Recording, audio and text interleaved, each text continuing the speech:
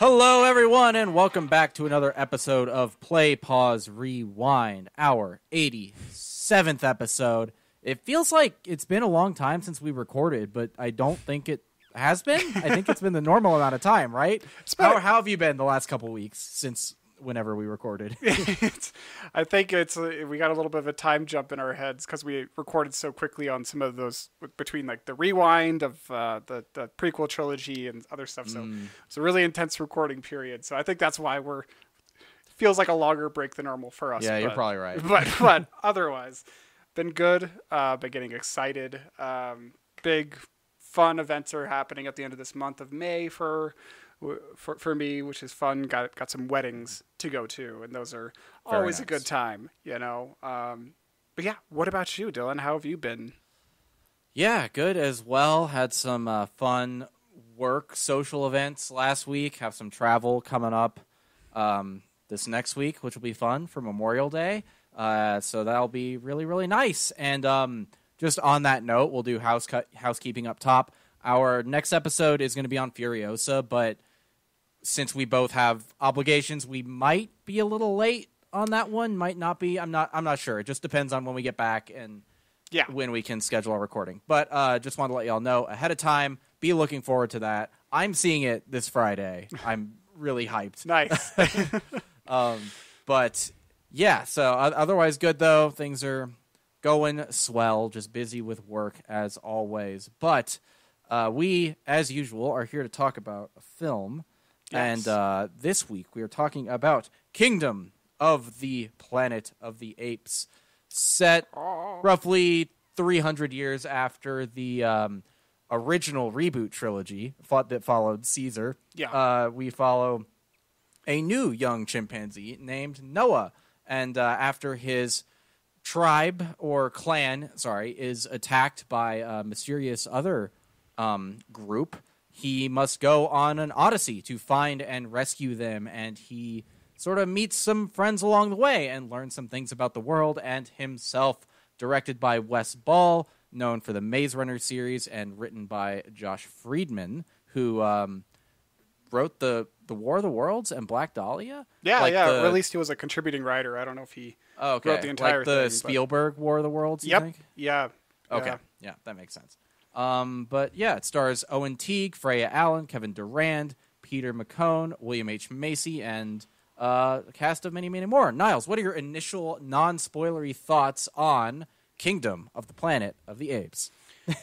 You know, it is a mouthful of a title. I will preface this by saying I've only seen the Rise of the second one, right? The Rise of the Planet of the Apes. That's Dawn. But I've only Dawn is. Thank you. Yeah, I've only seen Dawn. That tells you how familiar I am with these movies. But that's my context going into this. I haven't seen the entire original trilogy or the reboot trilogy here, and I haven't seen any of the originals either. But I didn't feel lost watching this. You know, I don't think that you really need to watch any of those other ones. Like, yeah, it's good for some context, but it really did not feel lost at all. And, you know, I'm pretty positive on this movie overall. You know, it does have a pretty simple narrative, but I think that really works because, you know, you're doing this big time jump between movies, and you know, I think it makes sense to just return to the basics, go back to an Odyssey, go back to like what works, the tried and true method here. Yeah, it's not the most creative film in that regard, like the narrative structure, but I think it does a pretty good job of following through and executing on this premise, and it's honestly just beautiful. You know, it's the visual effects are stunning.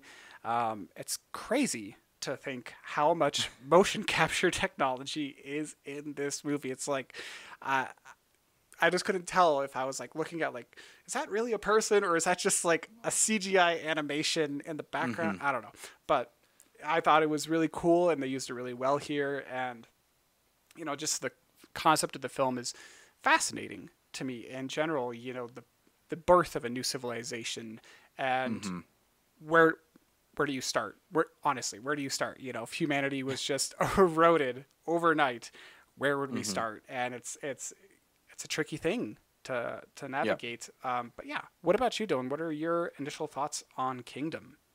Yeah, so my context for this series, since you did yours, is like I'm a big fan of this reboot trilogy, and I'll talk about it later in the show, but I have since, after watching this the same day, actually, I went back and watched the original 1968 Planet of the Apes, which we'll talk about later on. I'm going to save that, but I think the Caesar trilogy of Planet of the Apes, the last 3 films, were kind of sneakily just one of the best trilogies that there is. Like every because you know the trilogy Curse, right?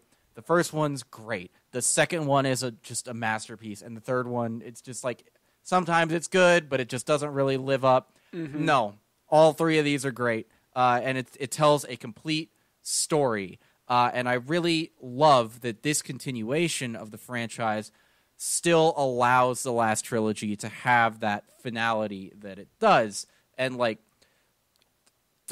They came out a long enough time ago, so I'm just going to say, like, Caesar dies at the end of War for the Planet of the Apes. You follow this ape story from his literal birth to his death, and it's great. And it's like you said, where do you go from here? And I think the right answer was you jump forward a significant amount of time, and I like all of these feel fresh to me. They're all very distinct from each other, but I really enjoyed how distinct this one specifically is from the previous 3. Mm-hmm. War kind of has elements of this too, but Kingdom is very much a journey movie.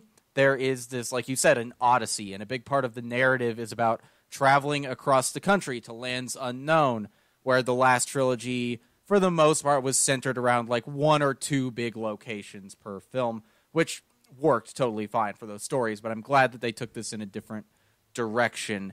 And like you alluded to, there are certainly elements of the plot that are not cliche, but sort of standard. Mm-hmm. I do think it does a lot more interesting stuff in the back half of the film, though, and we'll save that for spoilers because the marketing chose to not show a lot of what I consider to be the most interesting parts of the movie, and that happens later on. But also, like you said, the visual effects are incredible. The performance capture technology and art that they have developed in this franchise is like god tier. It looks like you're looking at real apes, and they're so emotive. And I just remember the confidence with the one you've seen, Dawn of the Planet of the Apes. The first shot of that movie is a close-up of Caesar's face. Just they knew how good the tech they'd made was and how good the performance capture was. They're we are going to do a close-up of a fake monkey, and they pulled it off. But yeah, I really enjoyed this. Great addition to the franchise, and I'm excited to see where it goes from here. We'll talk about it more later on, but apparently they want to do 9 Apes movies. A trilogy of trilogies, and I am here for it. I love it. So, you want to... It's kind of excessive in my book, but hey, you know, if it is quality filmmaking, if they're good stories, and they're different from each one, you know, because I feel like that could be a thing. Like, I haven't seen, obviously, a lot of these movies, especially the originals, so I'm not up to date on everything that happens in the Planet of the Apes franchise. But I feel like there's so many different stories that you could tell, you know, within this. Yeah. You could just focus on the humans trying to survive. You could focus on like the clans coming together to create a kingdom. You could focus on the rise of like a religious organization and a theocracy. Even like there's so many different ways that you could approach this. Even just like the development of individual ape countries, you know, like Ape Land and Bonobo Land, you know, like those would be funny. But, you know, that's obviously too segmented for this series. You could do time travel, which is what the original series did, apparently. I haven't gotten there yet. Yeah, apparently there's like a time loop element to the original series, and there's like an ape revolution because apes are like suppressed by the human race or something. I'm very excited to continue with the original series and see where it goes because not what I expected. Yeah. But and I agree it could feel excessive with 9 movies, but if they follow the format they've had so far where like the first 3 are Caesar's story, that is a complete narrative, and if the second trilogy follows a similar structure, and then there's a third trilogy that follows a different set of characters in a different era of this world, I think that would work great. And I wouldn't... Oh, I heard Kevin. Hi, Kevin. Kevin's here. I wouldn't be surprised if at some point down the line they kind of try to loop back into what the original movie is all about. But... yeah, without getting further into that, do you want to jump over into spoilers and give us a little bit of a plot rundown? Yeah, let's dive into this Bildungsroman, this coming-of-age tale, I think, where I think it's, because we were right, it is kind of a simple narrative, it's a good structure to things, and it's not a very complicated story at the end of the day, but I think that really works here. Because we were really just about establishing kind of this new group of characters, these new people that we want to follow, or these apes, I should say, and, the journey there and form these connections. And I think if it was too complicated, it would detract from those emotional connections. Yeah. But the story progresses, and our protagonist, Noah, our young chimp, he's going off to try and save his clan of falcon-rearing folks, or falcon-rearing chimps, really. And he makes a few friends along the way. Raka, who's an orangutan member of the Order of Caesar, and May, the human, as well. And they traverse the land, they find Proximus's lair, they're captured, lose Raka along the way, but once they get there, May and Noah work together, and with his friends too. They overthrow Proximus and free his clan, and chaos kind of ensues. Human technology, they prevent Proximus from getting his hands on this very, very powerful technology that honestly would have like propelled them from the Stone Age to just like modern day, like instantly. Yeah.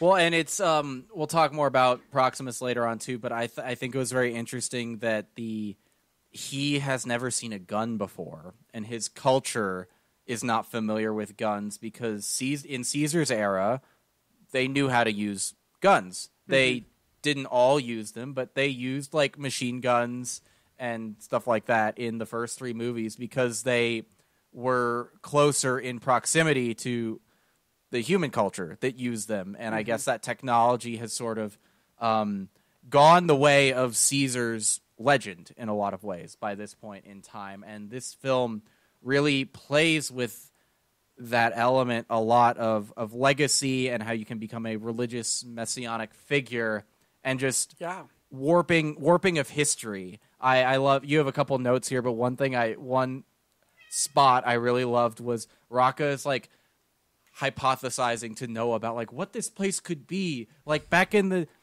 years past, apes would take care of massive herds of humans here, and it was something like that. And then it's like very clearly it looks like a mall or some big human building, and you're kind of laughing about that. And then as they leave the location, you see that it's LAX. And it's just like, wow, they kind of missed that. But yeah, but it's just fun that this trilogy has moved so far beyond human civilization that now it really is starting to feel like an alien world, and we're not sure exactly where we are at a lot of points in the film, which ties it more back into the original 60s movie.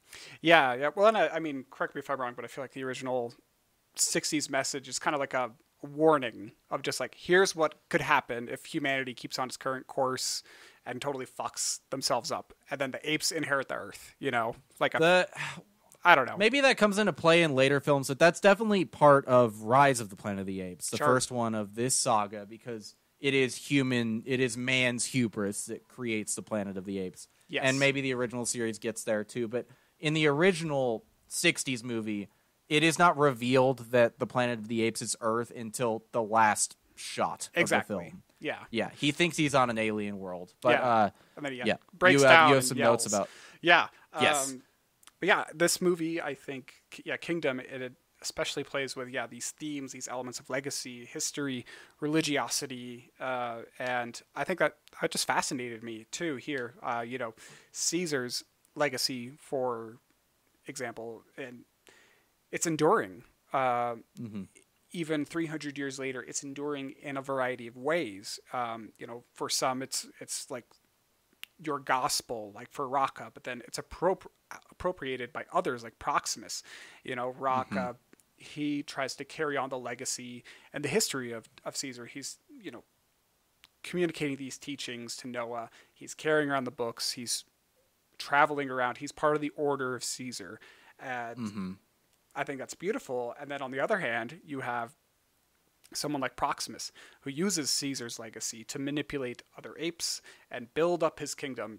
He co-opts the name similarly to how other rulers have before, with, it's kind of a regnal name, or regal name, whatever. King James, Queen Elizabeth, Napoleon, to a certain extent, those names, they automatically give you more credibility and authority, and it's tough to say no to someone when they're like, "Oh, I'm from Caesar. I am Caesar now. I am Caesar's word on the earth."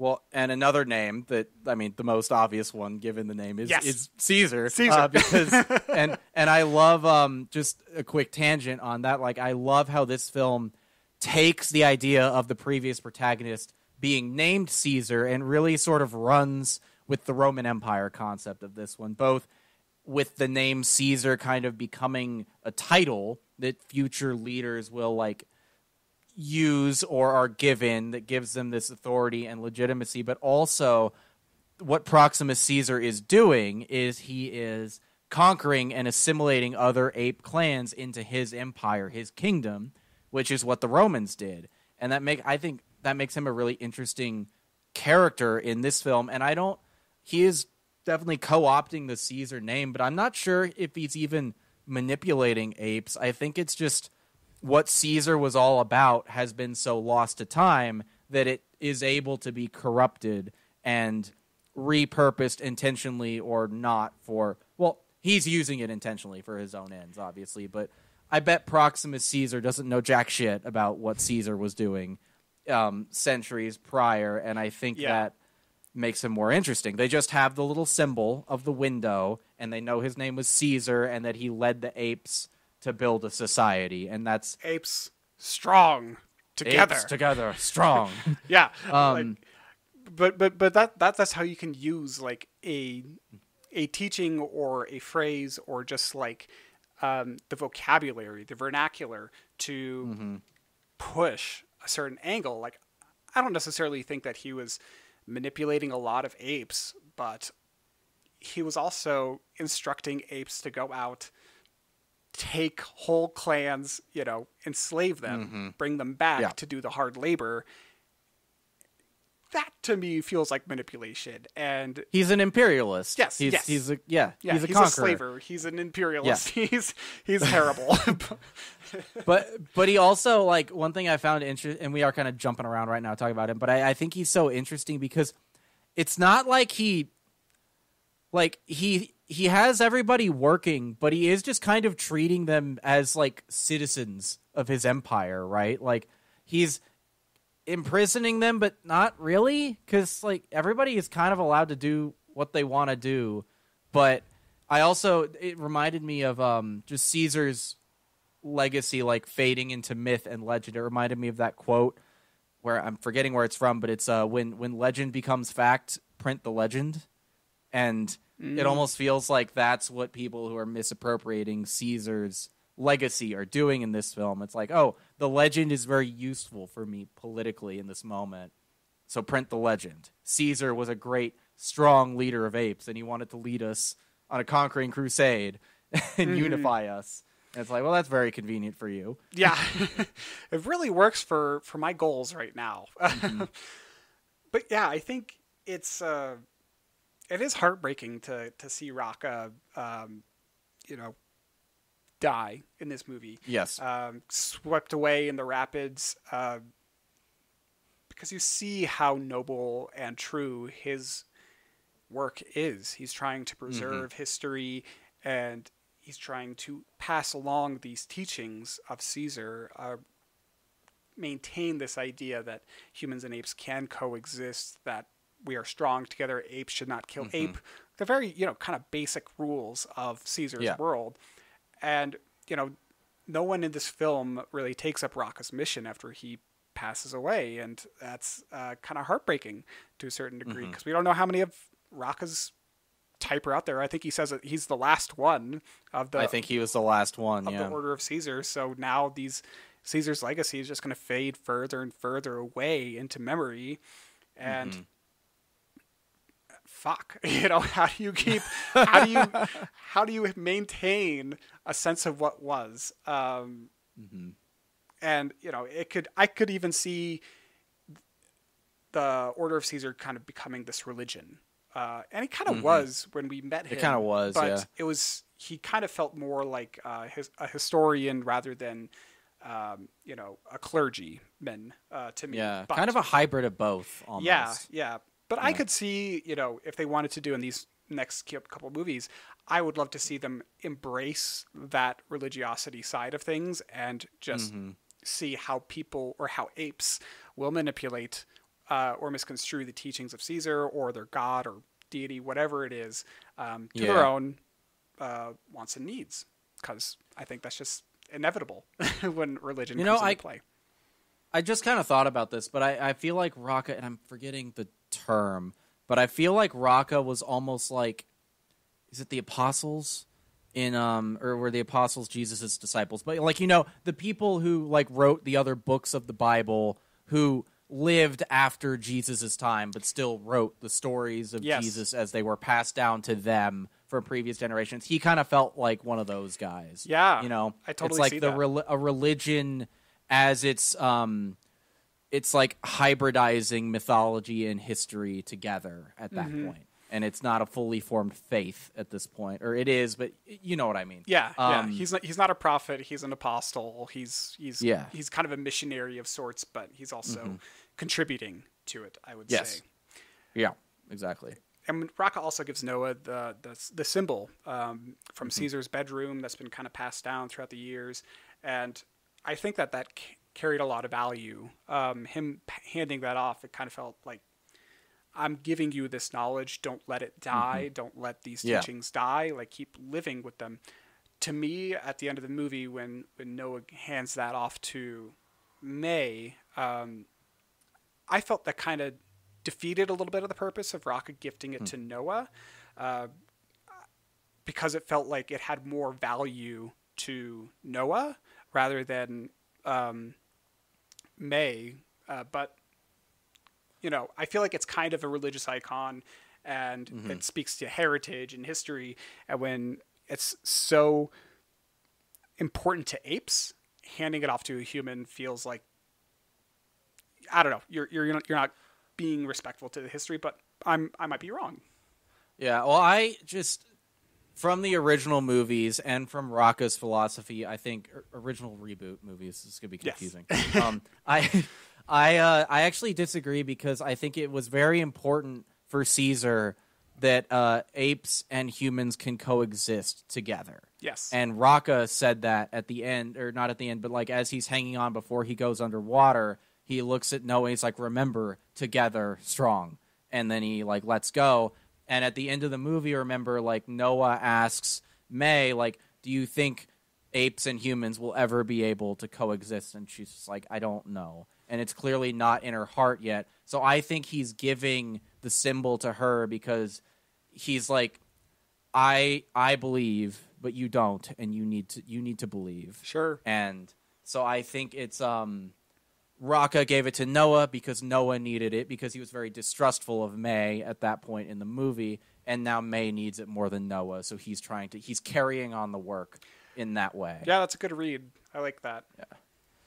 And I also, just a weird thing, but, I loved, at least as far as we know now, the idea of deciding against having our protagonist just be, a Caesar descendant, right? That feels like the natural first thought. It's like, we followed Caesar in the first three movies, and now we'll follow his, descendant who, grew up in these traditions and is fully integrated into society, and instead we follow a different tribe with their own customs, like the eagle egg hunt thing, which was a great establishing sequence for this new culture. Yes. You get the little bit, remember, where there are just 3 eggs, and they're like, oh, you can just take it. It's no one will know. And it's like, no, we always leave one. That's the rules. We have to follow the rule. We always leave one egg. I like stuff like that. And they seem to know nothing of Caesar at all. Or maybe that's being saved for a reveal in the future, and they are part of Caesar's clan. But it very much felt like they were in their own society and had no exposure to that, like, part of the history, you know? Yeah, I liked that too. I don't think that there will be a reveal, or at least I hope that there won't, because I think it's fitting to have someone entirely new take up the mantle as leader and continue these teachings and the vision of Caesar too. You know, I don't think that if you learned one thing from history, I think it's that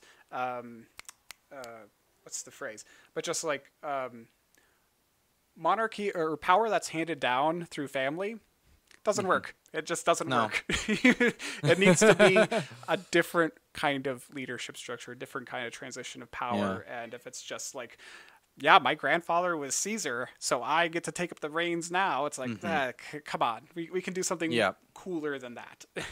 Right. Well, and it creates this really neat dynamic between the main character and us, because Noah is learning about this story as a myth that has been almost lost to time, whereas we saw the history happen. You know, we saw the events as they unfolded, and now we're getting to experience the lost legacy of those events and how they affect a new generation of characters in a totally different way.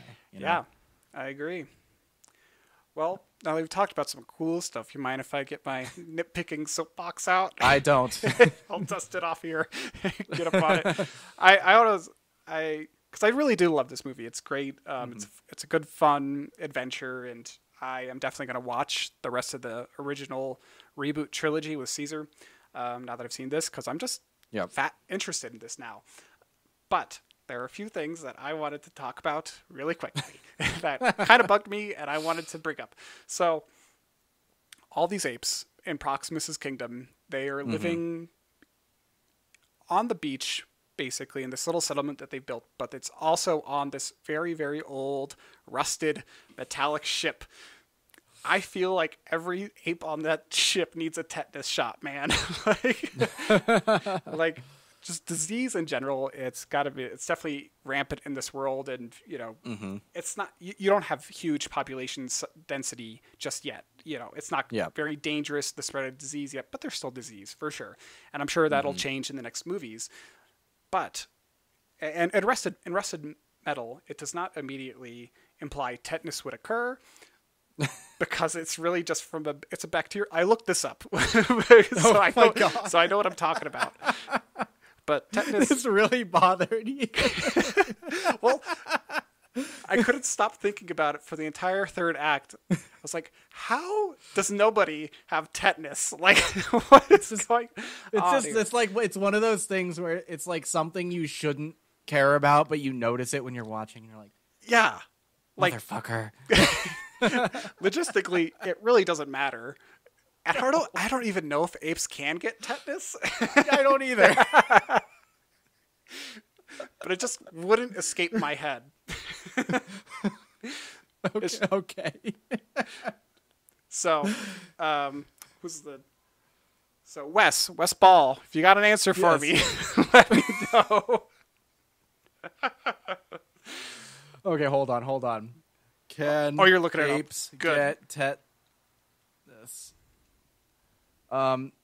Get out of here, AI answer. Fuck you. Can monkeys get tetanus? All monkeys are susceptible to tetanus. Treatment of primates with tetanus is often unsuccessful. These primates can be vaccinated with tetanus toxoid as for humans. Okay, we've learned a lot. The apes could... Sometimes nitpicks are good because it causes you to educate yourself on something new. Now we know that apes can get tetanus, and treatment doesn't really work. It's about prevention. Get your apes their tetanus vaccinations. Anyway, okay, that's enough talking about Rust. That could be a fun movie for us to review whenever that comes out. What? Rust. The Alec Baldwin movie where he shot that woman. Oh, I don't know if I want to do that that's a bad idea. he shot that lady. Never mind. bad idea. But can I ask you a question? Did Caesar learn how to read in the originals? Do you remember? I don't think he did. I remember in Dawn of the Planet of the Apes, they were in their little ape society, like coming up with an alphabet, but I don't remember if it was totally ours. It's like they were doing like not hieroglyphics, like cave drawing style. I don't know what the word I'm looking for is, but whatever. They were coming up with a written language, but no, I don't think they learned how to read English specifically. Okay. Gotcha. Yeah. Yeah, that's what I was thinking, because if he knew how to read, that would have been so good of him to pass that along, because, Raka, obviously, he's like, look at all these symbols. They contain meaning. It's like, yes, there's so much meaning there. If only you guys knew how to read, you can open up so many doors. But yeah. But I love that about his character too, because he recognizes the value of what he's carrying. Yes. He can do nothing with it. But he's like, I need to keep this safe. Like, this is important. It will be valuable to someone at some point in time. I thought that was really, really great.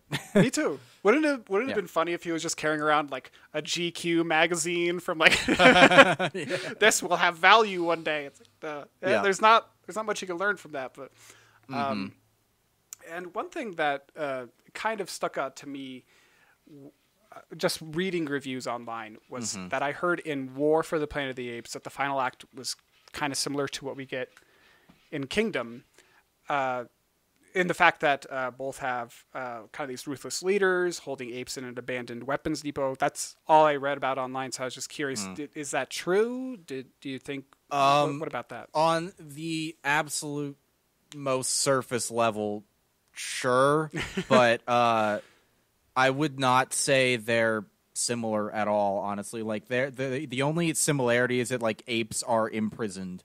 Less so in this than in War. But it's like, the last half of War for the Planet of the Apes is a prison break movie. Oh. Like, one of the inspirations for it was The Great Escape. Like, all of Caesar's apes get captured by Woody Harrelson's character, and then eventually Caesar gets captured, and a lot of it is about them, like communicating with the apes who haven't gotten captured, like outside of the prison, and they're coming up with a plan for how to like get all the little babies out and how they're going to dig their way out. It's like, and then an avalanche happens, which I guess you could say is similar to the like flooding they do here, but no, they're not really similar at all. I don't know why people would say this is one element of some people's film criticism that really bothers me. It's like they see things that look the same, and they're like, oh, it's the same movie. Like, no, it's not. It's very different in context and emotional resonance. Yeah.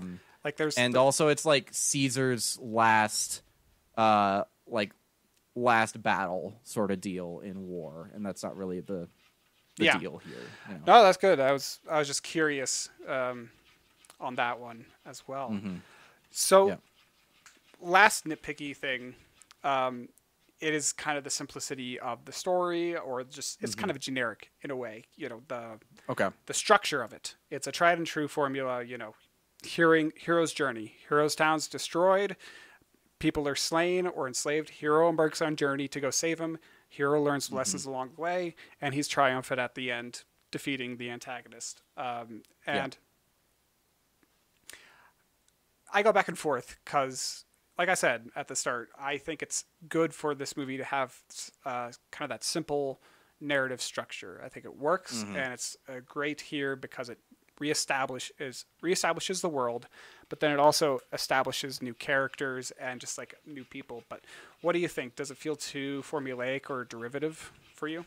No, I don't think so. I understand, like, it is hero's journey in a lot of elements, right? But I think it works really well, and like you said, it's establishing a new cast, a new era, and it sets itself apart from the previous films in the franchise, and I think that is what it needed to do. It needed to establish this new era for the series that goes forward. So I see where you're coming from, but I thought it worked fine, and the really interesting thematic stuff at play in the second half of the film, I think, really sort of makes it transcend beyond its more generic plot. For sure, yeah. I think it's a great movie.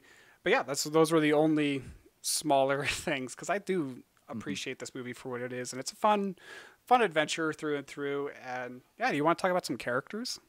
Yeah, let's talk about Raka, the Raka. heart and soul. He very much felt like this movie's equivalent to, not just because he's an orangutan, but equivalent to Maurice from the first trilogy. Maurice was sort of Caesar's right-hand guy, his conscience. When Caesar is like going too far, losing his way, Maurice is always there to kind of pull him back. And Raka kind of felt like not the same character by any means, but he had that similar, like, really good moral center that Maurice had, and I really loved that. Yeah, I agree. I didn't even know Maurice, but he sounds exactly like him too. Raka, he's honestly such a standout character for me, and he's a good bit of comedic relief in the movie too. And he's, compared to the other characters, he's far more sympathetic and thoughtful and compassionate. And I think that makes sense for orangutans as a species. They are kind of more of a wandering, isolated species. They have huge ranges of like territory that they go over, and like they don't really seek out combat or try to fight others. They're kind of like they just vibe. Honestly, they just vibe and swing and travel, and that's kind of it. And Raka was great. I thought he was a very cool character. Yeah, and we didn't stay for this, but excellent news. Apparently, at the end of the credits, there is an audio cue. There are breathing sounds that imply that maybe Raka has survived, leaving the door open for him to return in the next film. Just a note, though, they did the same thing with Koba after War for the Planet of the Apes, when he and Caesar have their fight, and Caesar knocks him down, and they decided not to bring Koba back. Except in like hallucinations, which I think for that film was the right choice, but I would not mind seeing Raka again, and I honestly wouldn't feel cheated if this death was a fake out or if they decide to walk it back, just because I feel like this character has more to offer the story, and it would be really cool to see him like reunite with Noah and May going forward, you know? Yeah, that would be really cool to see him come back. But yeah, why don't we talk about the humans, the lesser characters in this, the only characters in this movie who do not have stuff on their face, or like CGI everywhere. They have dirt on their face instead. Yes, different stuff. But we get May, played by Freya Allen, best known as Ciri in the Witcher TV show, I would say, and then Trevathan. It's a very interesting name, played by William H. Macy. And they are kind of two foils of humanity's role in the world. And I'll let you start off because you have some good thoughts up top. Yes. Well, I saw an intriguing idea online, so I don't want to claim all the credit for it. But these two characters, I feel like they represent different paths forward for humanity in this new world. Trevathan, however you say it. Trevathan, he is more of a diminished role of humanity. He represents this kind of a court jester type role in a way, but he's teaching the apes how to use human tools. He's helping them. It's the only path forward that he sees of if I'm going to survive, I need to be valuable. There's no way that I'm going to change the way things are going, so I'm just going to be submissive and go with the flow and do what they ask me to. And then on the flip side, you have May, who is actively resistant to ape control, and she is attempting to help humans rebuild civilization. Yes. And I thought that it was cool to see these two characters interact on screen, but it's also neat to just see how people will approach this problem differently. And I think, they had different upbringings. It feels like May was raised more underground, or she had a lot of contact with other humans, and maybe Trevathan did not. So, it is kind of like about your environment and your resources, what's available to you. Yep. And what I found also very interesting about these two is that this film sort of inverts the roles of the human characters we follow from what the previous films did. Like in the last three, our human protagonist in each one has been more aligned with Caesar and more focused on trying to make the best of the world they're in and coexist with the apes, and the more antagonistic human is the one trying to return to a more human-dominated world. Like, James Franco is the protagonist in the first one that doesn't really fit the formula as much, but like Jason Clarke in War for the Planet of the Apes, it's like he and Caesar are like kind of friends by the end of the movie, and they're working together, and Gary Oldman is the more antagonistic one. He's kind of in charge of the human civilization. It's like, he's not a bad guy in that movie. His hand is kind of forced, but he's not like super down to just be chilling with the apes because, again, the virus that wiped out humanity came in part from the apes, right? Yeah. Or they think it did. It came from the Alzheimer's medicine that James Franco was trying to make. But in this film, May, our human protagonist, is the one fighting for that return to human dominance, whereas Trevathan is the one who has embraced the new status quo, and you could say even he is evolved to the new world, where May is sort of maybe stuck in the past and trying to bring back a world that just really can't exist any longer. But yeah, I did also really love the reveal, the way they do the reveal that May can talk. I love it, and I think it's deliberately mirroring the reveal in Rise that Caesar can talk. Because in Rise, he's mostly just using sign language for the majority of the movie, and then sort of towards the end of the second act, Draco Malfoy, Tom Felton, is like abusing him, and he yells at him to do something, and Caesar just like grabs his wrist and yells no.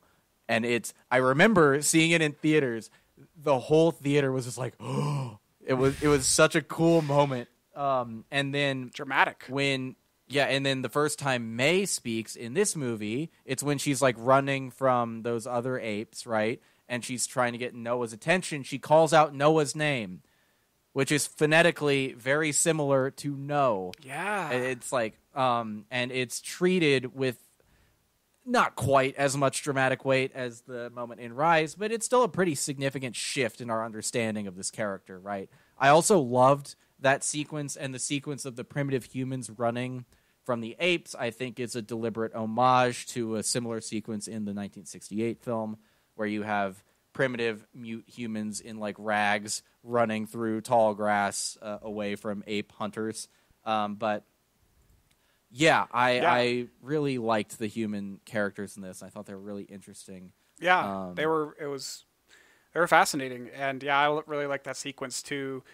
But it does kind of show you how or who people will become when their backs against the wall, when they've got no other resources. Are you just going to kind of become this domesticated parasite, or are you going to be more active for your own independence and your your ability to do what you want, your independence, exactly like I was saying. So, they were really neat. Yeah, but building on that, I love the dynamic. Well, I love Noah as a protagonist too. Yes. Like he's a great hero's journey protagonist. I don't have all that much to say about him because he is just kind of the hero with 1,000 faces archetype in a lot of ways. But he does have an interesting little dynamic with his dad, where he wants to prove himself to his dad. He thinks his dad hates him and all that stuff. But I really love the dynamic between Noah and May, because they're allies of convenience. You know, their goals are aligned for parts of the movie, but they never get to a point where they fully trust each other. And ultimately, they have different paths to walk, right? Like I said earlier, previous human protagonists in these reboots have really kind of been down with whatever Caesar was trying to do. You get James Franco, Jason Clarke's character, and then Nova in the third movie, and she's just like a little mute kid who's just along for the ride. But and that's not the case here. Like even though she isn't happy about it, clearly, like May is willing to risk Noah's life and the lives of his entire tribe by flooding the facility just to make sure that Proximus Caesar does not get the weapons and the knowledge that are inside that facility, right? Like, her mission, even after all they've been through, her mission still comes first, and she risks everything to accomplish it. This hasn't been the norm for this franchise so far, but I really do hope to see both of them return in the sequels, as I feel there's more to see between these two, and maybe they eventually do develop that trust, but over the course of the full trilogy this time, rather than just a single film and then move on from them after that, you know? Yeah, I could definitely see them teaming up again, getting the band back together with Raka. That would be fun. Exactly. Maybe that's part of the arc, right? It's like Raka isn't a much of a presence in film 2, and you see maybe these two characters at odds, and then eventually having to reconcile their differences. Yeah. And then it's like Raka re-enters the picture, and it's like, oh, you guys figured it out. You know, you had to find your own ways to friendship or something like that. Yeah. Something like that. But like, since they want to do this trilogy of trilogies project, right? I just think changing the way they structure it around their protagonist would help further set this new saga apart from the last one, you know? Mm-hmm. Yeah. Definitely. But, yeah, let's talk villains for a little bit. Proxima Caesar. Neat villain. I liked him. He was a lot of fun. Very near Caesar, but not quite Caesar. In close proximity to him. But yeah, he's a fun villain. I think he is ultimately just trying to expand his power, but I also see that he is thinking about apes and what the future holds for them. He's not ruthless, but like he's careless at times. Like they're trying to pull open the door and one of the wires comes off and kills like 3 apes and a horse, and he's just like, try again tomorrow. Yep. Because he knows what's behind that door is more important than those 3 chimps, I guess. But he's got the vision, I would say, for a conqueror. Yeah, he is, and he is just kind of like a conqueror. Like he doesn't take anything that happens like all that personally, which I found interesting. Which, you know, considering they said the character is partially based on Elon Musk, I don't know if that translation totally flies because that fucker takes literally everything the most personally a person can. Yep. But maybe they're both just like kind of douchebags, and that was the connection they made.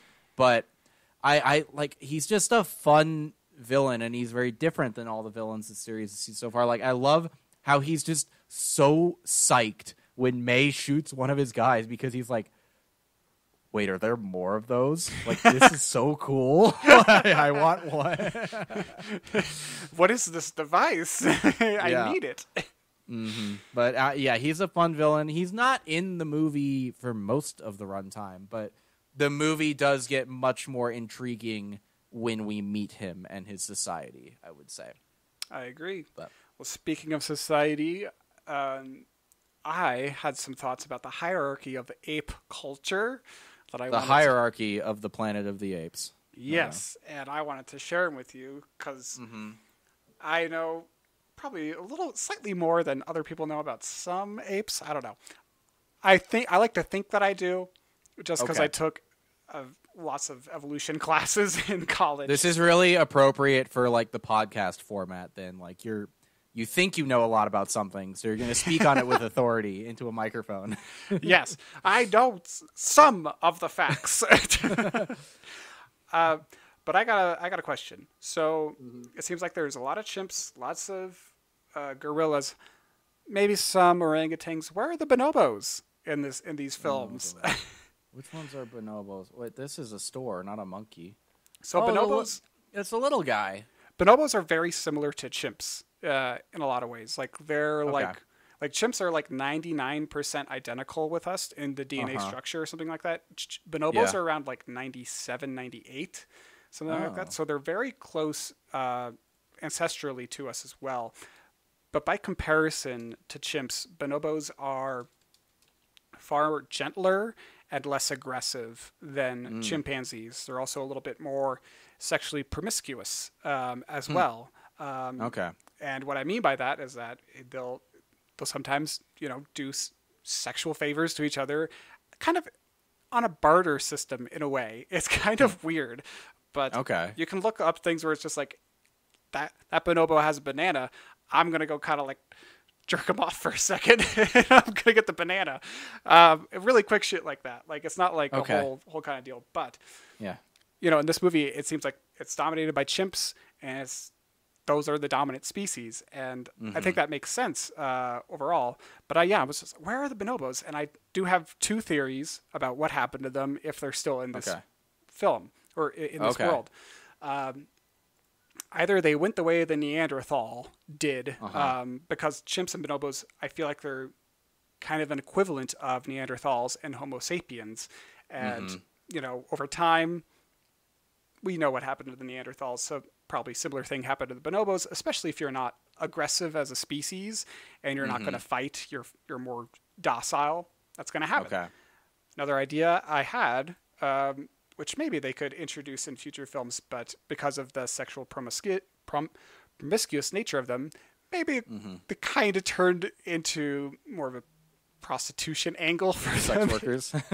Sex workers angle within society. Again, it's maybe I'm splitting hairs here too, because bonobos and chimps, they do look very similar, but when you look at them for a while, you can start to see some differences in like the facial structure and like the arch of their back and how they walk as well.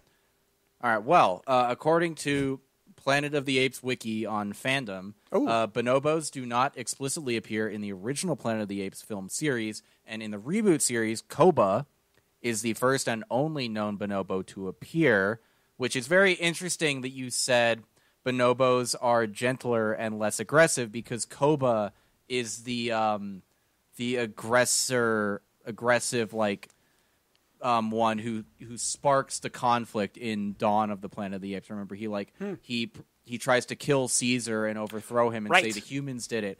And oh my God, this makes Koba's character so much more tragic, because do you remember why Koba was like that in the original movie? I do not. No. Okay. So he was a lab monkey, and he was tested on, and that's why he's so angry at humans, is they basically like tortured him his whole life, and he could never get over that anger. It makes it so much more sad if he's like naturally a gentler and less aggressive ape, but he became this like violent monster. It was conditioned into him. No. Yeah. Oh, that's his pain. It's so sad. That actually, like, it was like weird that you hyper fixated on this, but you actually just like added a whole element to those original movies that I didn't even know was there, and I kind of hope that was intentional. In the films, like that's really interesting. Well, yeah, and I mean, once you learn more about just like primates in general, it just opens up so much more of like your understanding of like how humans act, but also just like how these apes act in this movie too. Because speaking of different species of primates, you have gorillas in this movie, and one of them is a very intimidating one. It kills Noah's dad, and he's kind of like the brute strength. And, based on strength alone, I feel like gorillas should always be the top dog and calling the shots, not the chimps, because they can overpower chimps by like a 3-to-1 margin. Like they're so much more muscle mass, so much more power. But logistically, it does make sense for chimps to reign as kind of the dominant species on the planet, because they have greater numbers. And it also kind of comes back to how these species of primates mate with each other and what is their kind of sexual structure within their species. Gorillas are a male harem structure. So that means that there's only, in a herd of like silverback gorillas, there's only one male, and there's like a whole bunch of females around him and his offspring with them. So it's just kind of one guy, just he's in charge there, and it's kind of a very small group. With chimps, I know that their groups, they can get much bigger, and there is kind of this top dog, this alpha person within the group, but it's not like he's the only one who can have sex and procreate like all the chimps can. So it does make sense why chimps are more dominant here in this world as opposed to gorillas. But tit for tat. Is there an intelligence difference between chimps and gorillas, or not really? I couldn't speak to that. I think in general, chimps are probably the more intelligent ones, but honestly, I can't think of many like studies or just findings on gorilla intelligence in general. But yeah, chimps can memorize things. They're very intelligent. You know, they're super smart. Yeah, they can learn sign language. That's not just in these movies. That actually happens. Mm-hmm. They can memorize patterns. They're really intelligent. Yeah. Well, and it's interesting that, like, I think in every movie, Caesar has at least like one or two gorilla lieutenants. So like, there's always a gorilla in his entourage, but mm-hmm. they always just kind of like follow his lead, which is interesting. Yeah, they're like soldiers. Yeah. I think that totally works for the structure of the story. And mm-hmm. orangutans, I think, is another thing that works really well. I mentioned this earlier, but these orangutans are isolated species. They do not travel in packs. They travel solo or with like their offspring until their offspring's ready to like go off on their own. So you won't see like two orangutans really hanging out with each other. In fact, like when it's time to procreate, they need to find each other to go procreate. So they get like send out these big siren calls, but like they have huge expansive territories. So they travel mm-hmm. hundreds and hundreds of miles. If I'm remembering correctly. So because of that isolation and because of like how much distance they travel, to me, it makes sense that they would be the more of the intellectuals of society. Okay. And kind of these more reclusive, limited, number of orangutans. Yeah. Like traveling sages, almost. Yeah, you know, yeah, like what Raka is. Exactly. Yeah, I think Raka that made perfect sense that he would be mm-hmm. this kind of monk character traveling the countryside. Yeah, and I want to talk about some Easter eggs for a second, but before I do, like, I thought the idea of this like vault that Proximus wanted to get in being a human, what seemed to be like a missile silo with. Mm-hmm. With residential and school stuff into it. Like, it seemed like a Fallout shelter with munitions capabilities, right? Was that kind of the impression you got to? I thought that was such an interesting premise, and it made me worried when they would go in there and like, oh no, is she getting like nuclear codes? What's happening here? And I'm glad that it seems like it was like satellite code so that they could realign the satellites and communicate solely. Like, mm-hmm. I was like, no, don't nuke the world. Don't like blow up the Planet of the Apes. We don't want that. You know. But some Easter eggs for both the reboot series and the original films. So Raka calls May Nova because they call all women or human women Nova, and he doesn't know why. The reason why is because the young girl in War for the Planet of the Apes is given the name Nova by Maurice, I think. It's either Maurice or Bad Ape. It's like a little plaque from a car, and they just name her Nova because of that. But that is itself a reference to the original 1968 film where the mute human love interest is also named Nova. Very, 60s film move where the primary female love interest is literally incapable of speech. But, whatever.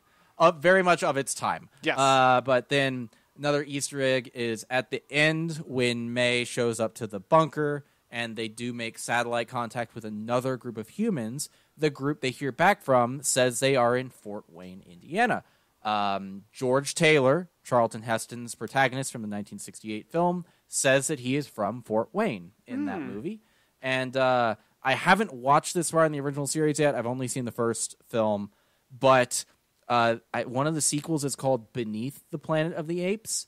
And apparently, from what I understand, they're like advanced humans living underground in at least one of the old films. And I wonder if the humans in the bunkers who never lost the ability to speak and remember the old world and stuff like that, I wonder if that is referencing those subterranean humans, and if we'll get something approximating that in the future. So I guess, like, before we close out, what were some of your thoughts on the ending where May goes back to the bunker? How did you feel about that reveal and the idea that it looks like she doesn't get to go in, too, which I found very interesting.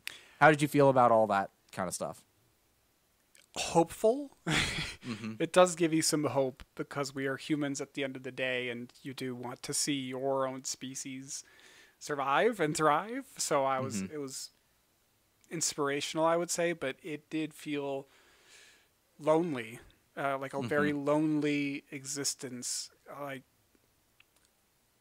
for her, for May, but also for the people underground, because it seems like May can't go back underground. She could only be one of the agents on the top of the ground, or at least that was my read on it, and that everyone else below ground was there kind of permanently. But it was cool to see that, though, that there's other humans, and the light hasn't gone out just yet for humanity. Yeah, well, and I agree. I don't think she can go in or ever can, because what I'm betting happened is like she was raised there, and maybe she's immune to the virus or something like that, so she was selected to go to the surface and like try to relight the fire of humanity, right? But because of that, she's now a carrier. She's out in the open air. She probably carries and is immune to the virus, so she can never go back into the quarantined bunker. But I don't know how to feel about the ending, actually, because I think we're meant to feel a little uneasy about it, because we're not entirely sure because May isn't sure, right? She's not sure if apes and humans can coexist, and what does that mean if humans start rising to prevalence again? Like we get that scene in the Fallout shelter where Noah and his friends are seeing the little picture book, of the zoo,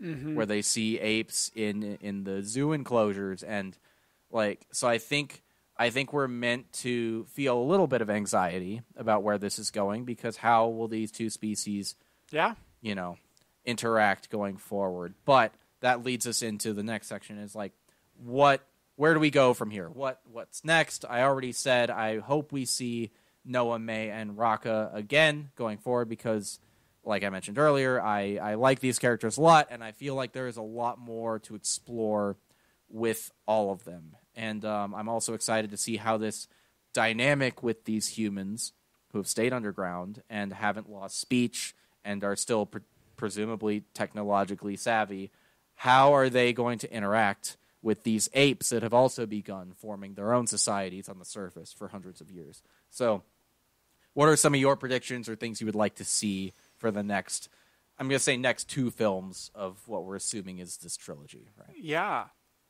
It's a very good question, because there's a lot of things I want to see. I want to see the start of a religion, and just how apes navigate spiritual, like just a relation with like spiritualism and stuff. I think that would be very cool to see, but I think I'm just getting hung up on some of like the technical aspects of like, what are they gonna show us next? Are they gonna be mining for bronze and in the Bronze Age, or are they gonna be like a little bit further progressed along than that? But I'm thinking about that too technically, because I think there's a lot of different potential here of what they could do. Like what comes next? Are they going to go outside of like this expansive jungle area? Like what happens next? I really don't have much to predict for these next two films, if I'm being honest. Yeah. All right. Well, any final thoughts on Kingdom of the Planet of the Apes? I'll say I liked it a lot more than I was expecting to. Yep. It's a fun film overall. What about you? Any last thoughts? Yeah. So once they started advertising this, and I saw that it was going to be like in the same world but far removed from Caesar's story, I became very excited about this. I love those first three films so much, and I just love the way they were going about it, right? It's like leaving the originals intact as they are, but continuing this story, and I think it lived up to my expectations, honestly. My expectations were high, and it lived up to them. And that's, you love to see that. So I would highly recommend this to pretty much anybody, but especially if you love the Caesar trilogy, you need to go see this, obviously. But yeah, and it's kind of like, it's almost like The Force Awakens if The Force Awakens took place well after Luke, Han, and Leia had died. You know, it kind of not like, again, on a very surface level, like the plot of this movie is not remotely similar to The Force Awakens, but it kind of has that same vibe, right? It's like this world that you've grown to know very well, but far in the future. Yeah, and kind of like a soft reset of let's reestablish everything, introduce some new characters, and let's see where it takes us. Yeah, in the legacy of the previous protagonists' actions, you know. But yeah, Kingdom of the Planet of the Apes, really, really fun film, I think. And with that, let's transition into some other stuff. Niles, what have you been up to last couple weeks? So I don't know if I mentioned it at in our last episodes. I looked through the notes, so I couldn't find it, but we watched The Breakfast Club very recently. Yeah, it was my first time watching it through, and that's such a classic. It's so fun. I mean, it's all cliche at this point, you know, like the jock, the weird kid, the nerd, like the preppy kid, like it's the troubled kid. Like it's all very overdone at this point. Yeah. But it's classic for a reason, and it definitely still holds up in some areas. It's a little dated at certain points, but I really liked it overall. So, such a great movie. Do you love how the jock, when he gets high on weed, becomes inexplicably very high energy and starts dancing around the school? Yeah. Well, there's so many things that are so funny where it's just like, why do you keep just talking? He's giving you more detention. Stop talking. Yeah.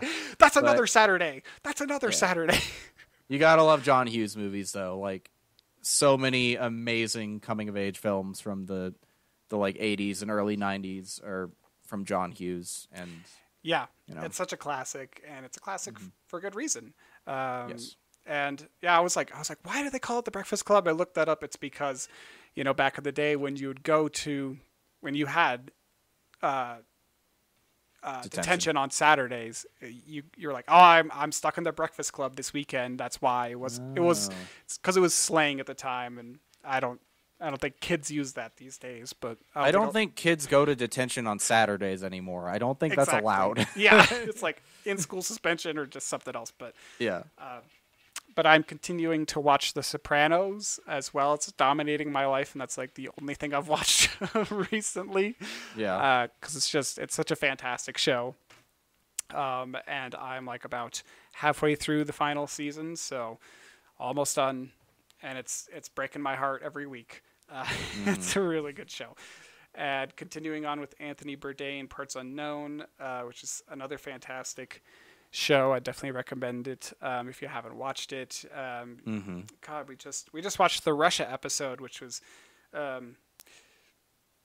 didn't really want to do because of how terrible Russia is with Ukraine and how they're invading Ukraine. So I don't really want to support Russia in any way, but it was a very interesting episode to kind of get a peek behind the curtain there. But that is it for me. What about you, Dylan? What have you been up to lately?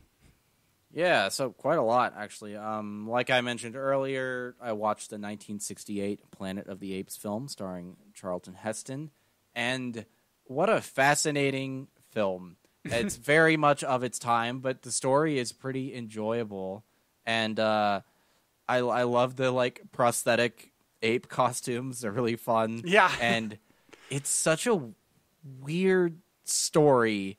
Like, there are these... And the ape society is like much further along than we see in this reboot series.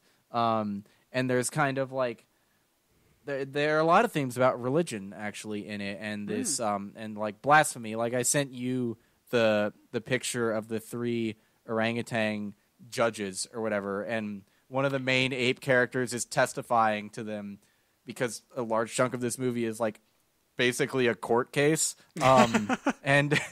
And he's saying something that they consider blasphemy. He's like trying to argue that maybe apes, as they know themselves today, were not the first species on the planet, and that they do the see no evil, hear no evil, speak no evil like thing across the table they're on. It's so funny. But yeah, it's very strange, but really good at the same time. Like, obviously, I can see why it was an influential movie. But there are some dated elements of it too, like the female astronaut. They're all just like talking about how fucking hot she was and stuff like that, and she dies before they even wake up. Like, her oxygen goes bad or something, and she's fucking dead. Oh man, has 0 lines. She's asleep at the start of the movie, and she dies in the next scene. And then the black guy is the first one to die once they get to the Planet of the Apes. Like, yeah, that sounds like the 60s. Yeah. Yeah, I know. I was like watching it, and I'm like, it's a 60s movie. How long has this guy got? And not long. Not long at all. But like a fascinating movie to watch. And definitely gonna watch it. Yeah. Yeah, I'm gonna keep watching them. I'm gonna watch the whole thing because from what I've heard, is the series overall is very weird and interesting and gets increasingly like radical politically as it goes on. Like, to the point where they're like scenes of police riots and stuff like that against apes in later movies, and I'm like, what the fuck yes! is this series? I could just see it now. All these actors and extras wearing these prosthetic ape masks, and then a bunch of riot gear on top of it. Oh, that's beautiful. But also reading the Cryptonomicon still. And then last night I did a double feature of Mad Max and Mad Max the Road Warrior. Wow. In preparation for Furia. They're both like an hour and a half long. They're short movies, but it's so funny because until last night I'd only ever seen Fury Road, and I'm like, I want to go watch the old trilogy. Yeah. And then I'm going to rewatch Fury Road, and I'll see Furious on Friday, but it's like Fury Road is a true post-apocalyptic wasteland, right? Like, Mad Max, that's just Australia. Yeah, there's nothing happens in that movie. Yeah, it's not. Have you seen it before? I've seen the first one. Yeah. Okay. Yeah, it was so weird because it's like it's not a post-apocalypse really. It's like a world in decay, but it does just kind of feel like the Australian outback. It really does. It's just kind of like, society hasn't crumbled just yet, but it's about there. and Road Warrior is more in line with like the imagery I expect from Mad Max, right? Also, I like both movies. I like them a lot, but I like Fury Road is so far it's the best one. I'm gonna watch Beyond Thunderdome tonight, I think, but Fury Road is like a god tier movie, and these are both really good movies. But goddamn, man, they kill the dog in both of them. What the fuck? Oh, I forgot about that part. Yeah, not cool. No, it's really fucking sad. But I went to see The Fall Guy this weekend as well, which I thought was a really good time. I enjoyed it. Just a fun little, little blockbuster movie. But it's, this actually launches into an interesting conversation, though, because it's going to be on VOD in 2 weeks. They announced it's going to be, and it's like, what are y'all doing? I understand a streaming service doing this, right? It's like, we're going to put it on Max because do you want people to go to Max or Disney Plus or whatever? Mm-hmm. I don't understand putting it on VOD so quickly. It's like, it's a pretty well-reviewed movie. Ryan Gosling was the male lead of one of last year's biggest films. Emily Blunt was also one of the leads in one of last year's biggest films. That's right. And it's like, people are liking the movie, and not a ton of people saw it the opening weekend, but like, sometimes you just have to let it stay in theaters for a couple months, Like, Furiosa's coming up, but other than that, there's no real competition until Deadpool 3. Like, what are you doing? Why are we smarter than business people in the film industry? We're not that smart. Hey, you're right. We are. We're pretty smart guys. But yeah, no, I liked it. It was a funny rom-com movie. Cool. Really enjoyable. One negative about it, though, there is a lot of really fucking impressive stunt work in it. Like, in the credits, they show the stunts being done, and like almost everything was a real stunt But the filmmaking does not do the stunts justice. Everything is too touched up, and the stunts are all real, but they don't all look real, and that, I think, does a disservice to the stunt team, and that's always a shame. Well, yeah, that is a shame because I think the whole point of that movie is kind of like appreciating this underappreciated talent within the entertainment industry, which is stunt people. Yeah, and well, that was a big thing when the trailers were first coming out. Everybody was like, "So you're doing the stunts for real, right? Like this is a movie about a stunt guy. You're not going to do CGI and stuff." Yeah, and they did, but it looks like they faked a lot of it, which sucks. But the movie is otherwise very fun. But I also, because the trailer for the new Assassin's Creed came out this week or last week, which looks very cool. It's in Japan, and you play as two characters. One, a girl ninja, and then the other one is Yasuke, I think it's his name, and he is a real historical figure. Was the first black samurai. Nice. I like that. That's cool. It's very cool, and what you just did is an incredibly normal reaction to that. What gamers did instead was screech, because they apparently it's not historically accurate to play as a real life historical figure in a series first. By the way, I think. Yeah. Because I mean, they're just racist. I'm burying the lead. Yes. They're just fucking racist, and they're like, "You're finally putting a game in Japan, and you're gonna have us play as a black guy and not a Japanese person."